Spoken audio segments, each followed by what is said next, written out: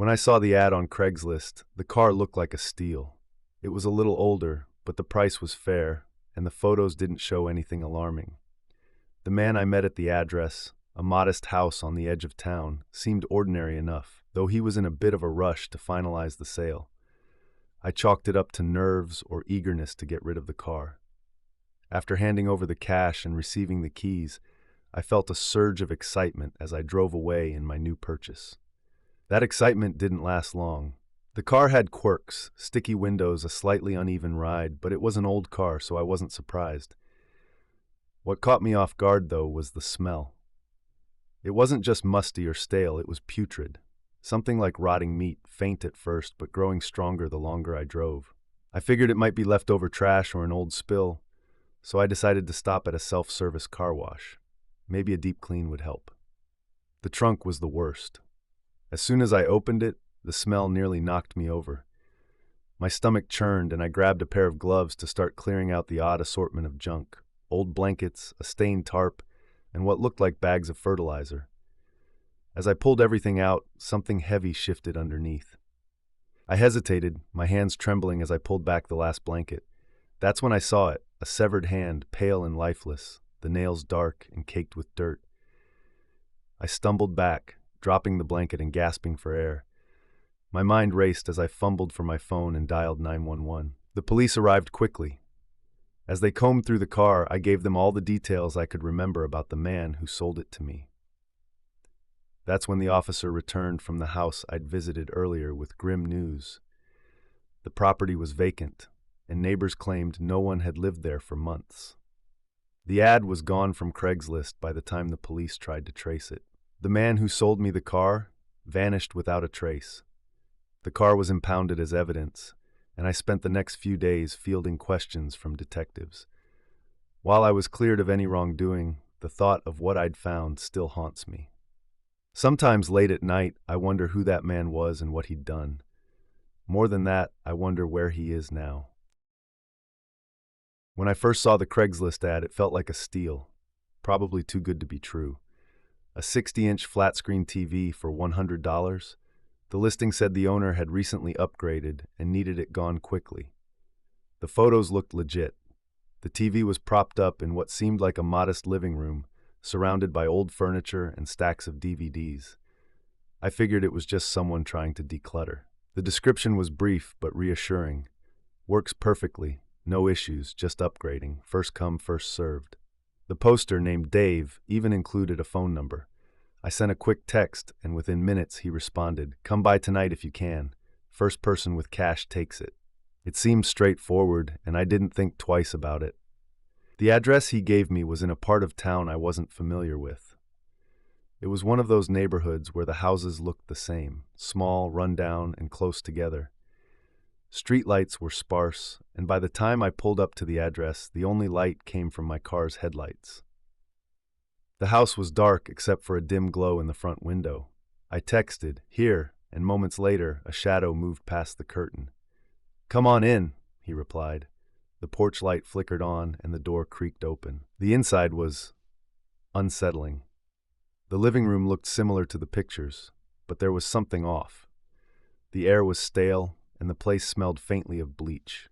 There was no TV in sight, just an empty spot on the wall where it should have been. Dave, if that was even his real name, stood in the corner, smiling too widely.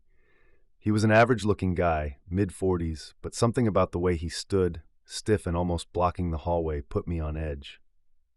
"TV's in the back room," he said, gesturing with his head. His voice was calm, too calm. I hesitated, and he noticed. "You good, man? It's just back here." I followed him cautiously, every instinct in me screaming to leave. The hallway was narrow, and the walls were covered in faded wallpaper, stained and peeling. The back room was pitch black until he flicked on a light. There it was, the TV. But something felt wrong. It was placed on a table with wires coiled messily around it, as if it had been hastily set up. The price tag seemed ridiculous now. Why would anyone let something like this go for so cheap? "Go ahead, check it out," he said, stepping aside but not leaving the doorway. His eyes never left me. As I moved closer to the TV, I noticed something glinting under the table. Duct tape. Lots of it. A bundle of zip ties was half hidden in a corner, along with a stack of old, weathered blankets. My stomach dropped. I turned back to face him, my voice shaky. "You know, I just realized I forgot my wallet in the car. Let me grab it real quick." His smile faltered. "No rush," he said, stepping further into the room, cutting off my exit. "You sure you want to leave now? You just got here." My heart pounded as I forced a laugh. "Yeah, I'll be right back." I moved quickly, brushing past him before he could react. The hallway felt a mile long. Behind me, I heard his footsteps pick up. I didn't dare look back. The moment I stepped outside, I sprinted to my car, fumbling with the keys. I could hear him yelling something, his voice angry, but I didn't stop. As I peeled out of the driveway, I glanced in my rearview mirror. He was standing on the porch, hands on his hips, watching me leave. Shaken, I drove to the nearest gas station and called the police. When they arrived at the house, it was empty. No furniture, no TV, nothing. The ad had been deleted and the phone number was disconnected. Weeks later, I saw a news report about a man who had been luring people to vacant houses with fake Craigslist ads.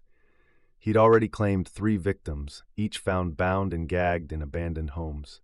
The police believed he was still out there, waiting for his next target.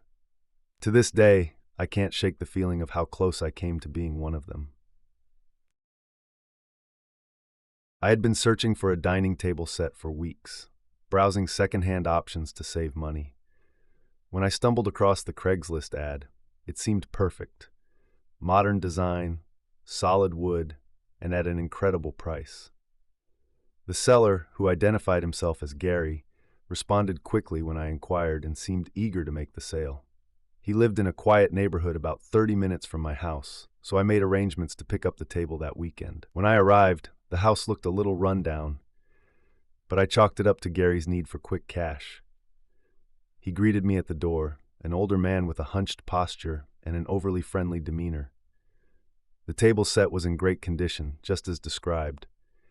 Gary insisted on helping me load it into my truck, chatting the whole time about how hard it was for him to part with the set. "It's been in my family a long time," he said, with a wistful sigh. I felt a twinge of guilt, but reassured him that it would go to a good home. After paying in cash, I thanked him and drove off, feeling pleased with my purchase. The problems started a few days later. I received a message from an unfamiliar number. "I need the table back. Please, can we work something out?" I ignored it, thinking it must be a mistake.